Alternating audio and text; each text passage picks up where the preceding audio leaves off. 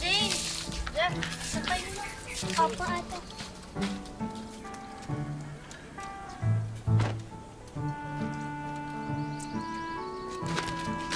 Uy, ano ba yan? Hirap-hirap kaya maglaba. Ikaw din, ako.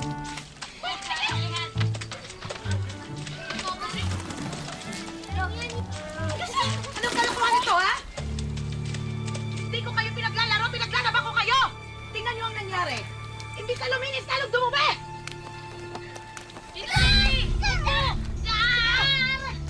Maglaro dito sa labas! Diyan kayo! Magtakot kayo sa labas! Magtakot! Opo! Opo! Ang kukulit ninyo! Titigas ang ulo nyo! Hindi ako kumiwala! Hindi! Kulang mga sa inyo to eh! Patuwarin niyo na po kami. Hindi nyo ko sinusunod! Hindi na po kami uulit. Tigil kayo! Walang magawa ang magkakapatid na sina Maricar, Mary Jane at Jeffrey sa sinapit nilang kapalaran. Sa pag-alis kasi ng kanilang ina, madrastang masungit ang pumasok sa kanilang buhay. Paano mapupunan ang hinahanap nilang kalinga? At anong kinabukasan ang nag-aabang sa kanila?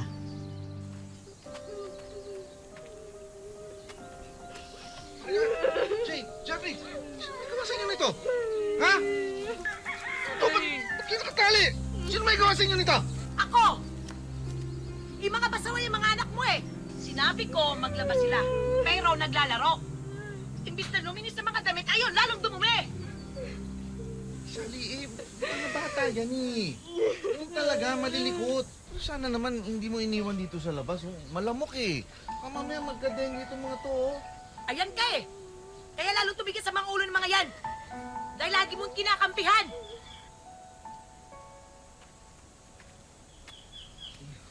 Ano kasi ginagalit ng tita Sally ninyo? Wala na bang kaming kasalanan, Nay? Ay, gusto ko na pumunta kay Nanay. Anak naman, ano na hindi na pwede yun? Hiwalay na kami ng nanay ninyo. Kaya ang bago ninyong nanay, tita Sally ninyo. Ate, kahit kailan hindi ko magiging nanay si Tita Sally. Kaya mag-alala, hindi ko kayo iwan.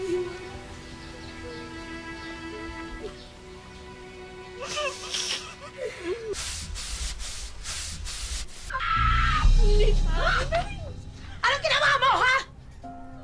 Di sadya! Tita, pasensya. Hindi na nga ako makabili ng mga gusto kong bagay! Sinira mo pa! Ah! Tama na po! Kasalanan nyo to eh! Nung wala pa kayo, may sobra pa ang sweldo ng tatay ninyo. Ngayon, wala na! Dali na lakas yung kumain! Tita, tama na! May kibigay. Kung pera po ang kailangan nyo, ayan po. Saan to galing, ha? Siguro ninakaw nyo to, no? Ipon po namin yan. Sa inyo na lang po. Basta, huwag niyo po sasaktan sila, ate.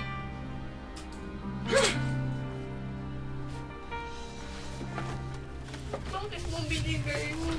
Di ba inipon natin yun? Para di ka na nasaktan, ate. Okay ka na ba, ate? Sabihin nyo sa tatay ninyo, ayoko na sa kanya. Ayaw ko na sa binibigyan niya kahirapan.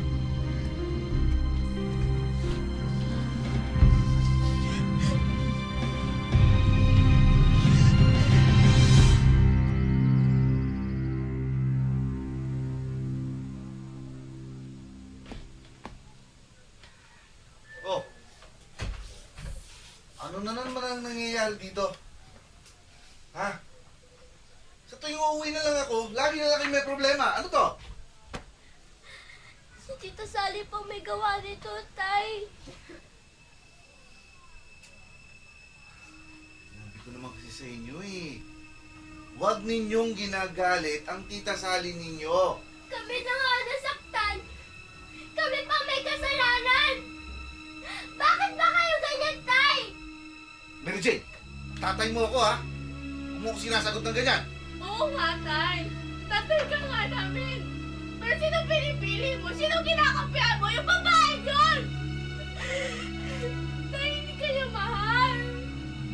Iniwan ka na niya! Wala ka na doon kasi pera eh. Kaya umalis na siya! Hindi totoo yan. Hindi niya ako maiiwan, mahal niya ako. Saan po kayo pupunta, Tay?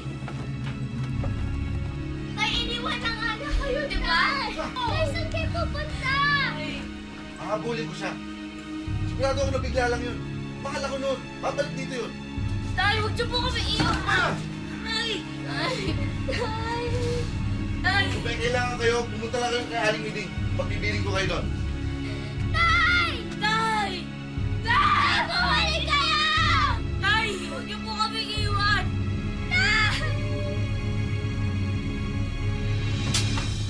Tuluyan ang iniwan ng tatay nila ang magkakapatid. Ngayong ulila na sa magulang, paano nila bubuhayin ang mga sarili? Nakuha ko pang kangkong. Nagusta po kasing kangkong sa likod. Sige, mo po ka na. Araw-araw pa naman natin kinakain yan. Ito na lang, toyo tsaka sinalang ka. Siya nga pala, pupunta nga pala ako bukas sa bukid. May kigapas muna ako. Para kung may kitain man, bibili na lang ako ng bigas. Sige na. Ate! Ate! Buti gumising ka, Jeff! Ay nako, sa dinami-dami na madadapuan ng dengue dito sa lugar natin, yung kapatid mo pa ang tinamaan. Salamat nga po pala sa tulong, Aling Miding. Hindi ko kami tatanggapin dito kung hindi niyo kami pinautang. Anong salamat? Ha? Bayad ang kailangan ko. Ha? Sabi kasi ng tatay mo, tulungan ko daw kayo. Kasi babayaran niya ako pagdating niya. Eh, kailan ba darating ang tatay niyo? Alalahanin niyo. Yang pera ko, tumutubo yan araw-araw. Nagkakaintindihan tayo? Ha? Jeffrey? Ate! Ate! Salamat sa Diyos, gising ka na. Ate! Bakit ang dilim? Ate, ba't wala akong makita? Ate! Gabi na ba? Ate, ba't wala akong makita? Dok! Dok! Yung kapatid ko, hindi siya makakita, nurse! Dok!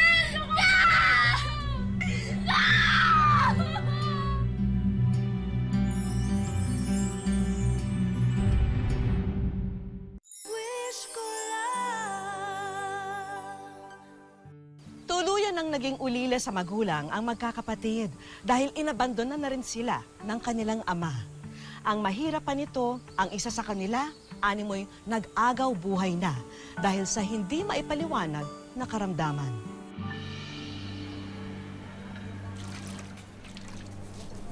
Tapos na po ako magbili, Aling Miding. Eh, mabuti naman. At marami ka pang damit na lalaban. At ikaw naman, Marika, pagkatapos mo dyan, magluto ka. Sige na, dali! Katatapos. Bagal-bagal. Ate! Oh, bakit ka tumayo? Di ba sabi mo pahinga ka muna? Baka mabinat ka. Ano nang nararamdaman mo? Ano kasi ako, ate? Hindi pa tayo nananangalian. Tintiis na lang. Siguro papakainin naman tayo ni Annie din. Magtrabaho muna kayo. Alam niyo ba, sa laki ng utang niyo sa akin, hindi ko alam kung ilang buwan o ilang taon kayo maninilbihan sa akin. Pasalamat nga kayo at hindi ko kayo pinakulong. Bakit ka umiiyak? Kasi, kung di naman ako nagkasakit, nasaan na tayo dito eh. Ano ka ba? Hindi mo naman gusto magkasakit, ah. Sana namatay na lang ako para wala na kayong problema. Aba, nakakatuwa ka talaga, bulang, no? Alam mo ba na mas mahal ang magpalibing kaysa magpagamot? Ha? Kaya mas malaking problema yon. Masama kayo. Pinagtatawanan niyo yung paghihirap namin. Ah, ganon? Ha? Ha? Ba't sumasakot ka sa akin, ha? Tingnan niyo ako! Awakin ako! Ikaw mabulag ka, ha? Huwag kang sasagot-sagot sa akin, ha? Palawan ko lang kayo dito, ha? Palawan ko lang kayo!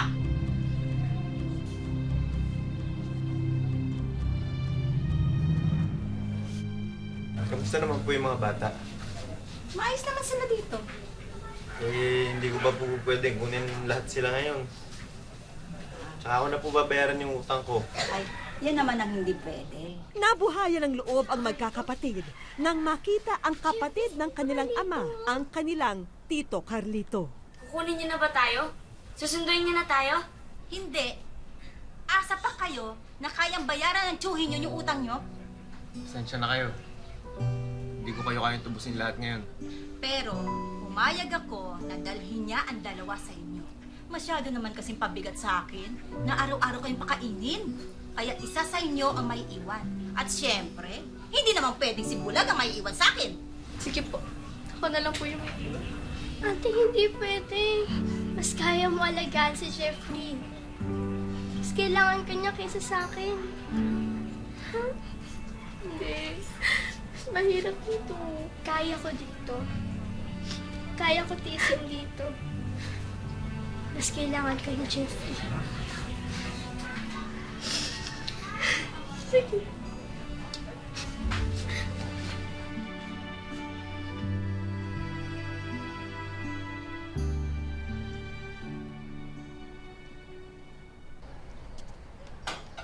Manong, pasensya na. Medyo nahirapan ako ayusin TV mo eh.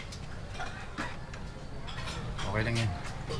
Mukhang maayos ng bago mong matulog. Hayop ka talaga, Manong. Bata pa yan. Tsaka pamangkin ko yan, no? Okay mo?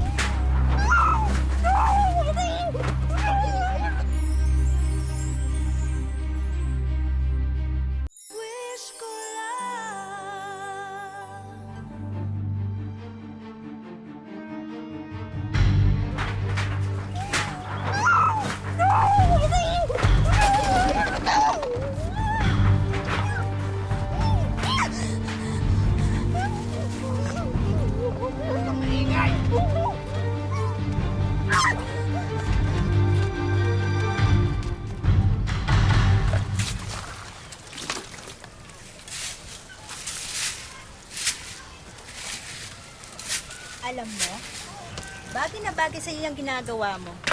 Mukha ka kasing basura. Wala kang kwenta. Kaya nga, di ba? Ultimo magulang mo, hindi ka nagpatyagaan. Kita mo, iniwan ka. Iniwan ka kasama ng mga kapatid mo, wala ring kwenta. Babalikan ako ni tatay. Ano? Hindi ako. Ano ka? May sinasabi ka, ha? May sinasabi ka, ha? Ano yung sinasabi mo? Ano yung sinasabi mo?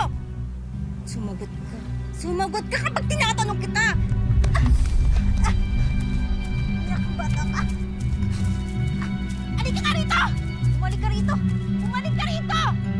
Dala ng pagmamalupit, minabuti ni Mary Jane na lisanin ang tahanan ni Aling Meding. At dahil sa kanyang paglayas, ilang araw siyang naging laman ng lansangan. Jane? Ano, Jane? Pero bakit ka nandito? Paano? Ate, tumakas ako. Hindi ko na kinaya dun eh. Ate, dito na lang ako. Sama-sama na lang ulit tayo. Jane, hindi pwede. Bakit, ate? Mas delikado dito. Kamuntik na nga akong maghahasa eh. Ano? Sino? Ano sabi ni Tio Carlito? Wala. Wala naman siya sinabi. Sige na, umalis ka na. Maricar? Maricar, halika nga dito.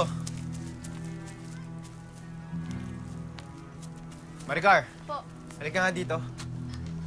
Tumakas daw ang kapatid mo kay Aling Miding. Ho? Tumakas si Jane? Baka daw nagpunta dito. Pag dumating dito, huwag mong papaalisin. Kailangan niya bumalik kay Aling Miding. Mamaya ako pa magbayad ng mga utang niyo. Sige po.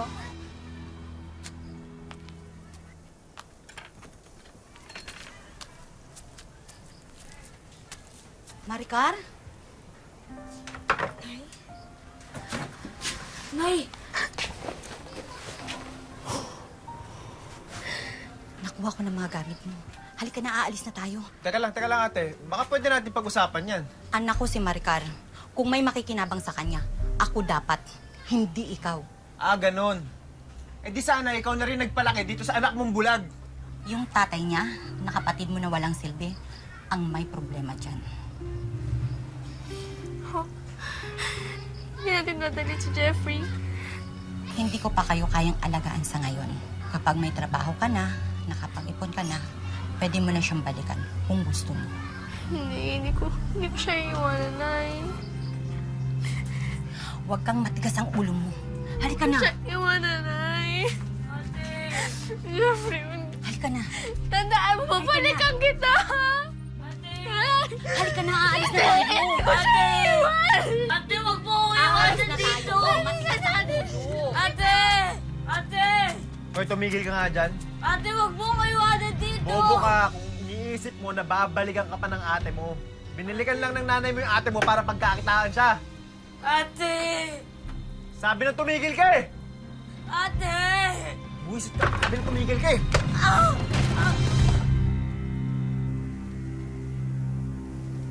O, Neng, kunin mo na yung pinagkainan ng customer ngayon. Apa, Tila pinahihintulutan ng tadhana na magkahiwalay ang magkakapatid.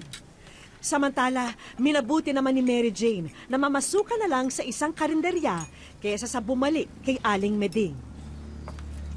At isang araw, isang hindi inaasahang bisita ang nagpakita sa kanya. bakit kayo nandito? Paano niyo ako nahanap? May kaibigan kasi ako, namukhaan ka eh. Itinuro ka niya sa akin.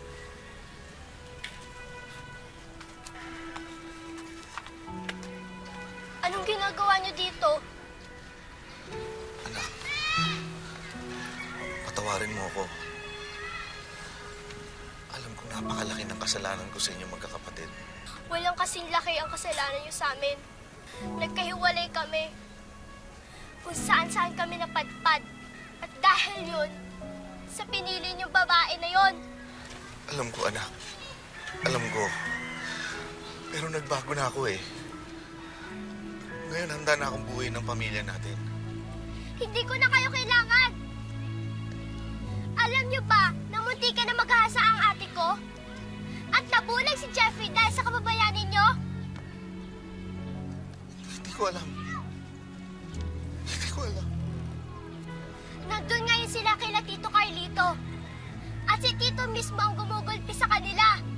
Halika anak, samahan mo ako. Kunin natin sila. Tulungan mo ako. Nung mga unang buwan, umasa ako na babalikan mo kami. Pero dahil sa hirap na dinanas namin, sumuko na ako. Umalis na kayo! Hindi ko na kayo kailangan!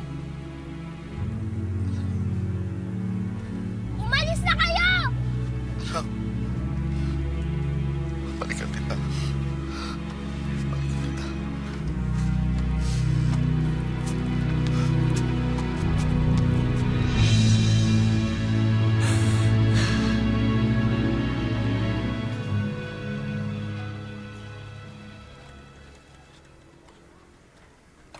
Yes, boss. Ano pong papagawa nyo? Kamusta na po? Kibalita ako rito sa labas eh. At nalaman ko sinasakta mo raw ang mga anak ko. Kuya naman, magagawa ko ba yun sa mga anak mo? Alam ko rin na muntik ng magahasa ang anak ko. At wala kang ginawa. Kuya, chismis lang yun. Huwag kang maniwala dun. At alam ko rin wala na si Maricar. Kinuha siya ng nanay niya. Alam mo, palalampasin kita sa lahat ng mga pinaggagawa mo sa mga anak ko. Dahil kapatid kita. Isoli mo lang sa akin si Jeffrey. Si Jeffrey po? Ano? Naglayas po eh. Naglayas po si Jeffrey. Anong naglayas? Nabulag ang anak ko! Naglayas? Ha? Nabulag ang anak ko! Anong naglayas? Ha? Anong ginawa mo? Anong ginawa mo sa anak ko? Sinaktan mo na naman! Inampun ko na nga yung mga anak mo? Ako pa aaway mo? Ha?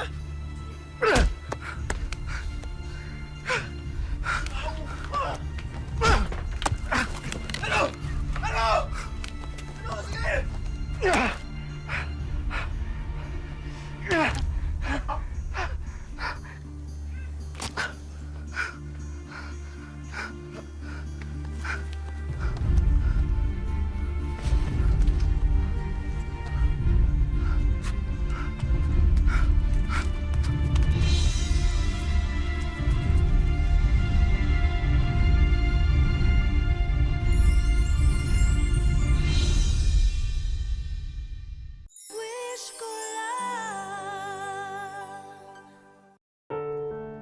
Mabilis na lumipas ang 34 na taon na magkakahiwalay at malayo sa isa't isa ang naging kapalaran ng tatlong magkakapatid.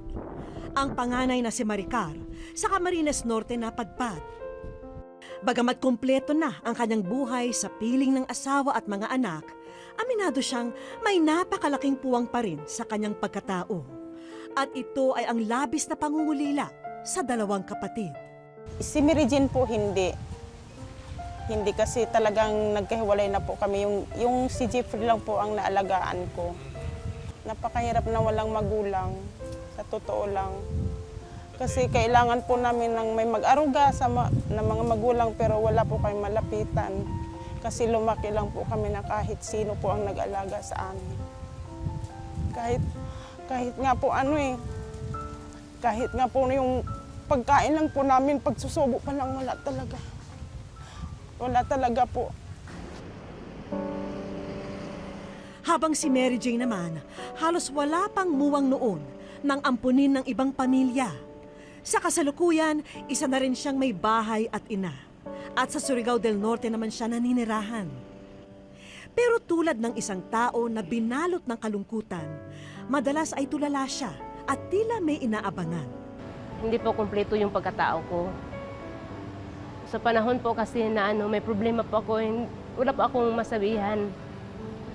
Wala po akong matawagan o masabihan man lang na, ate, ganito, ganyan. Wala po, parang nag-iisa lang po ako. Pero ang bunsong si Jeffrey, sa Davao na siya dinala ng tadhana. Siya na marahil ang pinaka-nagdusa at nagdamdam sa pagkawatak-watak nilang magkakapatid. Wala akong maalala, sir, kasi iniwanan ako ng ina ko. Bibi pa. Mas bibi pa ako sa bibi ko ngayon. 5 months pa lang raw, iniwanan ako ng ina ko. At ang malaking hamon na dala niya hanggang ngayon, ang kanyang pagkabulag. Kasi noong iniwanan ako ni ate, hindi ko alam kung ano ang gagawin. Lalong-lalo na yung nakapag-asawa ang ama ko, bugbog sirado ako. Lumayas ako, sir, kasi hindi ko naman kaya ang pagbubugbog nila sa akin, ang pagmantrato nila sa akin. Kasi para akong bulag, walang kwenta. Kanino at papaano nga ba nila isisigaw na sana'y dumating ang araw na magkita silang tatlong magkakapatid at mayakap nila ang isa't isa? Ate Mary Jane, pinakamamahal kong ate at namimiss kong ate. Kung may pagkakataon na magkikita tayo, puntahan niyo lang ako dito sa Bagua Playa. Miss na talaga kita. Sana magkikita tayo, ate. Kinabukasan, madilim na nang muling makipagkita sa amin ang bunso sa tatlong magkakapatid na si Jeffrey. Hindi niya raw kasi pwedeng ipagpaliban ng trabaho bilang masahista dahil walang kakainin ang kanyang mag-ina. Ang hindi niya alam, may 2 tao kaming kakatagpuin na nanggaling pa sa malalayong lugar. Isang taga Surigao at isang taga Camarines Norte. Pero ni isa sa kanilang tatlo, walang kaalam-alam kung bakit sila naririto. Basta ang alam nila, malaya silang makakapanawagan sa aming kamera para mahanap ang mga nawalay na kapatid. Hanggang sa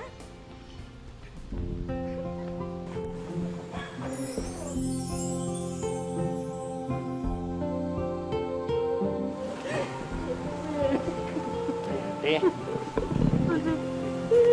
Ikaw si Ate Mary Jane, te? Hindi si Ate Maricar. Oo, Ate Maricar, bantog na. Nagmistulang mga batang musmos ang dalawa sa kanilang muling pagkikita. Ay, nag-ilak na. Ilak mo kang buhi kumang ko. Atang pus mama.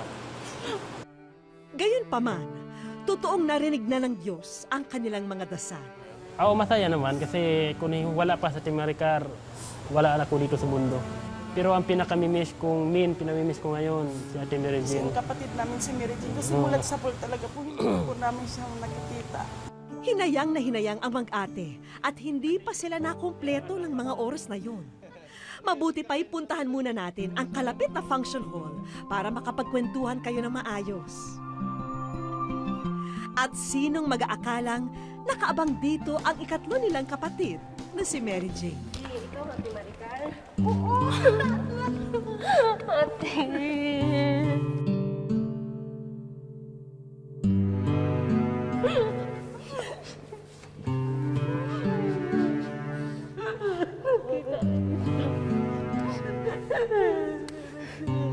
Ano si Jeff, Ate?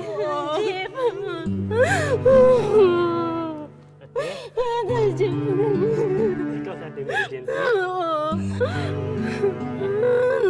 Basta naman ka. Okay lang.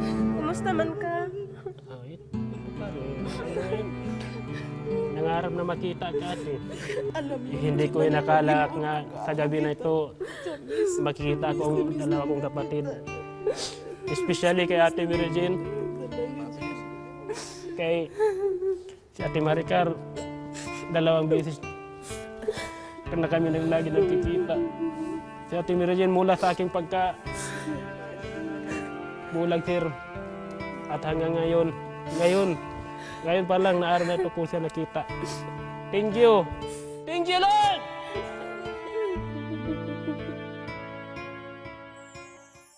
Bawat yugto ng kanilang buhay, pinagtibay ng luha at suga. Pero sa huli, ang nagpahilom sa pait ng kahapon nilang magkakapatid ay ang pagmamahal nila sa isa't isa. Ako po muli si Vicky Morales, mga kapuso, nagpapasalamat sa inyong pagsubaybay dito po sa Wish Ko Lang.